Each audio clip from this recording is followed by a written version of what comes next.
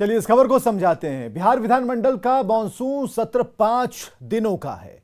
5 दिनों में 2 दिन बीत चुके हैं, तीसरा दिन बाकी है। सत्र में जनता के मुद्दों को उठाने के लिए यह सत्र आयोजित होता है। जनता के टैक्स के पैसे से सदन चलता है। एक दिन सदन चलाने में 8 लाख रुपए खर्च होते हैं। हंगामे और शोर के बीच सवाल यह है कि जनता के सवालों से जुड़े मुद्दों पर नेता बेफिक्र क्यों हैं। आप समझ सकते हैं कि आपके हितों से विपक्ष का कितना सरोकार है। आगे बढ़ते हैं। 18 जुलाई को राष्ट्रपति का चुनाव है। एनडीए और विपक्ष ने अपने अपने प्रत्याशी मैदान में उतार दिए हैं, लेकिन झारखंड के सीएम हेमंत सोरेन समर्थन को लेकर दुविधा में हैं। रिपोर्ट देखिए।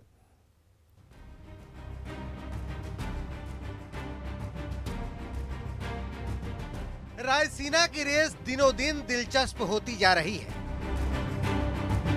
राष्ट्रपति पद के लिए विपक्ष के कैंडिडेट यशवंत सिन्हा ने नामांकन दाखिल कर दिया। उनके साथ विपक्षी एकजुटता दिखाने के लिए एनसीपी चीफ शरद पवार, कांग्रेस के पूर्व अध्यक्ष राहुल गांधी, समाजवादी पार्टी के अध्यक्ष अखिलेश यादव, लेफ्ट के नेता डी राजा, नेशनल कॉन्फ्रेंस के नेता फारूक अब्दुल्ला समेत 16 विपक्षी दलों के नेता उनके साथ थे। यशवंत सिन्हा ने नामांकन पत्रों के 4 सेट राज्यसभा के महासचिव पीसी मोदी को सौंपे, जो राष्ट्रपति चुनाव के लिए निर्वाचन अधिकारी हैं। यशवंत सिन्हा जब अपना नामांकन दाखिल कर रहे थे तो उनके दाहिनी तरफ राहुल गांधी और बाईं तरफ शरद पवार बैठे थे, जबकि उपचुनाव के नतीजों से मिले झटके के बाद लाल टोपी में अखिलेश यादव भी मुस्कुराते हुए दिखे। लेकिन सबसे खास बात ये रही कि झारखंड मुक्ति मोर्चा यहाँ से नदारद दिखा। यशवंत सिन्हा के मुकाबले द्रौपदी मुर्मू मैदान में है। समर्थन को लेकर दुविधा में फंसे हेमंत ने सोमवार को 2 नेताओं से अहम मुलाकात की। 2 मुलाकातों की अहम 2 तस्वीरें आपके सामने हैं। पहली तस्वीर गृह मंत्री अमित शाह और हेमंत के मुलाकात की है, जो करीब 1 घंटे तक चली। केंद्रीय गृह मंत्री से हेमंत की ये मुलाकात शिष्टाचार बताई जा रही है। अमित शाह से मुलाकात के बाद हेमंत सोरेन ने दिल्ली में कांग्रेस नेता मल्लिकार्जुन खड़गे से भी मुलाकात की। दोनों नेताओं से मुलाकात के बाद हेमंत ने मुस्कुराते हुए, कुछ ना कहते हुए भी बहुत कुछ कह दिया। जो आपने अपनी आंखों से देखा है आज का दिन, इसको यहीं तक रहने दीजिए, बाकी ब्रेक के बाद।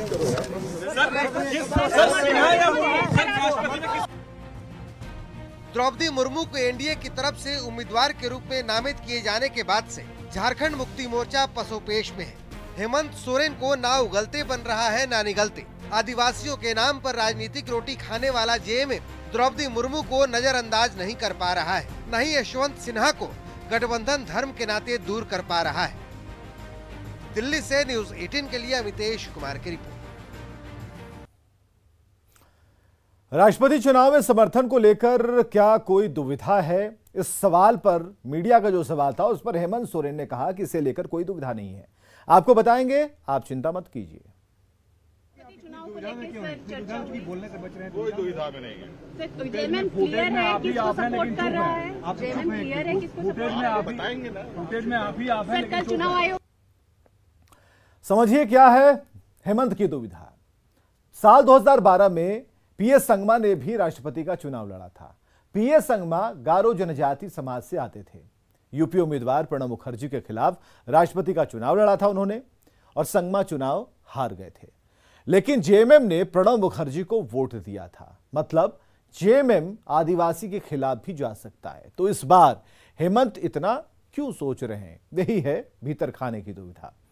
बाढ़ में मानसूनी बारिश के दौरान बगदाही नदी की धारा ऐसी बौराई कि आधा दर्जन गांवों को घोसवारी प्रखंड से जोड़ने वाला डायवर्जन बहा ले गई। जब ग्रामीणों के सामने कोई रास्ता नहीं बचा तो बगदाही नदी की तूफानी धारा के बीचों बीच कदम रखकर मंजिल की ओर बढ़ने लगे। पर इस यात्रा में नदी की धारा बौराई तो बहाकर कहां ले जाएगी ये पता भी नहीं चलेगा।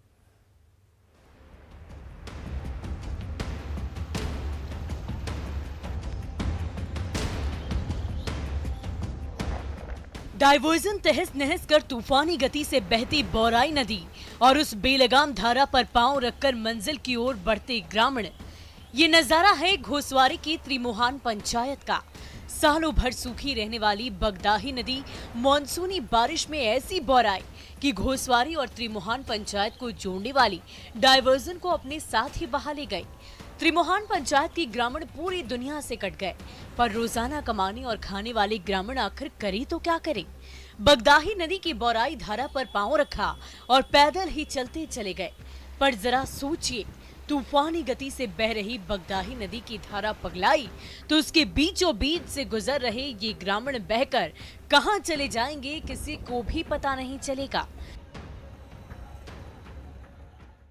अभी पानी सर बहुत रहेगा, 2-3 महीना बारिश होगा तो पानी रहेगा, तो हम आने जाने में हम कैसे जाएंगे? कोई सुविधा नहीं है सर। कितना गांव के लोगों को दिक्कत हो रहा है? हमको सर 5 गांव इधर से जाने का है। आंधी तूफान की गति से बहती बगदाही नदी की एक ओर त्रिमोहान पंचायत के 5 गांवों की हजारों की आबादी फंसी है, पर मानसूनी बारिश में बगदाही नदी की धारा अचानक इतने रौद्र रूप में आ गई कि त्रिमोहान के ग्रामीणों को कहीं आना जाना मुश्किल हो गया है। घर से निकलना ज्यादा जरूरी हो तो बगदाही नदी की तूफानी धारा से जूझने के जोखिम के सिवाय और कोई रास्ता नहीं है। जब ग्रामीणों ने वैकल्पिक रास्ते की गुहार लगाई तो घोसवारी के अफसरों की नींद टूटी। देखने के बाद क्या जल्द व्यवस्था हो सकता है, उसको हम लोग यथाशीघ्र करवाएंगे और हम अपने वरीय पदाधिकारी को भी संदर्भ में सूचना देना चाहते हैं। ये करके उनके जैसा निर्देश मुझे प्राप्त होता है वैसा ही मैं करूँगा। मॉनसून में मचल रही बगदाही नदी ने त्रिमोहान के ग्रामीणों का रास्ता रोक दिया है, फिर भी ये ग्रामीण अपनी जान पर खेलकर उस धारा के बीचों बीच एक एक कदम बढ़ा रहे हैं, जो पता नहीं कब बौरा जाएगी और बहाकर किधर ले जाएगी, कोई नहीं जानता। अनिरुद्ध कुमार, न्यूज़ 18, बाढ़। बाढ़ से बचाव की तैयारियों का जायजा लेने के लिए सीएम नीतीश कुमार वैशाली के लालगंज पहुंचे, जहां उन्होंने बलहा बसंता में तिरहुत तटबंध का निरीक्षण किया। यह तटबंध गंडक नदी पर बनाया गया है। मुख्यमंत्री नीतीश कुमार ने अधिकारियों को कई निर्देश दिए हैं। निरीक्षण के दौरान मुख्यमंत्री ने गंडक नदी की दूसरी तरफ सिल्ट जमा होने के कारण नदी की चौड़ाई कम होने पर चिंता जताई। मुख्यमंत्री ने अधिकारियों को निर्देश देते हुए कहा कि नदी की चौड़ाई और गहराई को बढ़ाने के लिए नदी के दूसरी छोर पर शिल्ट कटिंग का कार्य कराएं, ताकि नदी की चौड़ाई बढ़े और कटाव ना हो।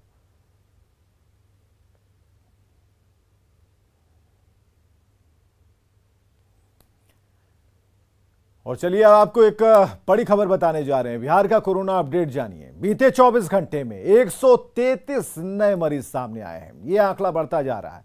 बीते 24 घंटे में कोरोना का अपडेट 133 नए मरीज सामने आए। सबसे अधिक राजधानी पटना में 80 मरीज, गया में 11, भागलपुर में 9 केस मिले हैं। एक्टिव मरीजों की संख्या हो गई 774। तो बड़ी खबर हम आपको बता रहे हैं। बिहार का कोरोना अपडेट जानिए, और यह अपडेट अब आपको संभलने के लिए कह रहा है कि 24 घंटे में जो मामले बढ़ते जा रहे हैं, इससे डरने की जरूरत नहीं, बल्कि जागरूक होने की जरूरत है।